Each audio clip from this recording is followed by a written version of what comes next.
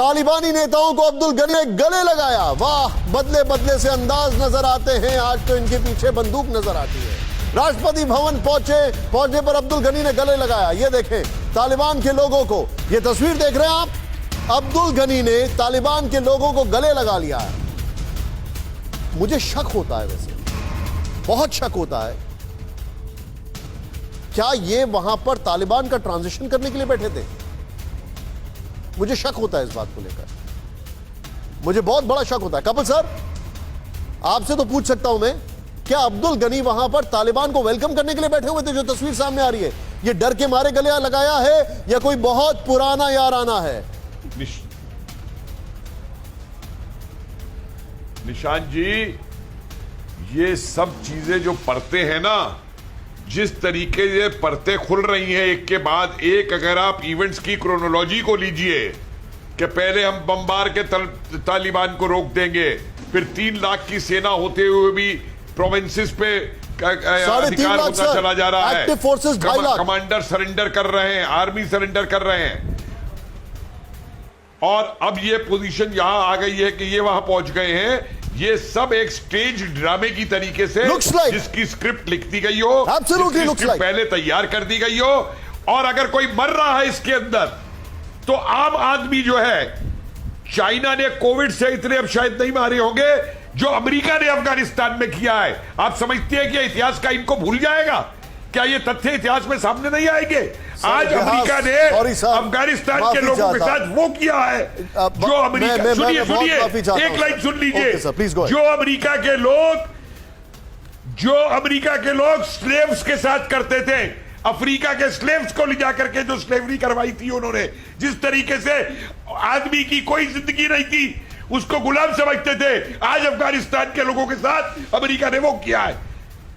मानवता कभी नहीं भूलेगी अमेरिका को इस काम के लिए कि उन्होंने दासों से भी बदतर छोड़ के, दासों में कम से कम गोलियां नहीं हुई थी इस तरीके की कि उन्हें तालिबानों से मारने के लिए। मैं चाहूंगा यहाँ पे एक्सक्लूसिव बैंड लगा के रखे सर, आप जो बता रहे हैं, मैं कपिल सर आपकी बात से सहमत हूं, लेकिन मुझे, आप हिस्टोरियन हैं और आप इतिहास को वैल्यू करते हैं, मैं आपकी इस बात की इज्जत करता हूं, लेकिन सर मैं एक चीज शेयर करूंगा आपसे, इतिहास जीतने वाले ही अपने तरीके से ट्विस्ट करके लिखते हैं, नंबर 1। नंबर 2, इतिहास सिर्फ एक रेफरेंस पॉइंट बन के रह जाता है। Ultimately nothing succeeds like success, और सक्सेस की डेफिनेशन कौन कैसे करता है यह भी जीतने वाला तय करता है। यह बड़ा बड़ा बड़ा बुरा फैक्ट है जिसको मुझे दुख के साथ बताना पड़ रहा है। जनरल बख्शी मेरे साथ है sir, thank you so much for joining us Bakshi sir.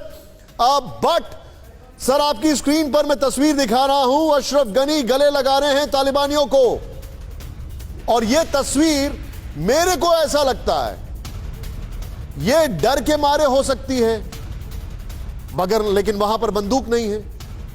यह डर के मारे हो सकती है, लेकिन तालिबान के सामने अफगान फोर्सेस ने और कई प्रोविंशियल कैपिटल ने सरेंडर कर दिया, तो यह डर है कि नहीं, नंबर 1।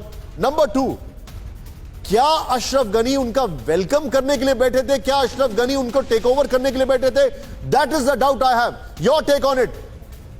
देखिए, कल मैं एक और चैनल पे था जहां पे एक अफगान सरकार का प्रवक्ता आया था और वो कह रहा था कि देखिए बातचीत हो गई है तालिबान के बीच में, इसलिए हमारी Afghan national army fight put up नहीं कर रही है और वो बगैर लड़े तक ही हम नहीं चाहते कि खून खराबा हो, तालिबान के साथ हमारी बातचीत हो गई है, एक कोई कोशिश की जाएगी एक मिलीजुली सरकार बनाने की, ठीक है।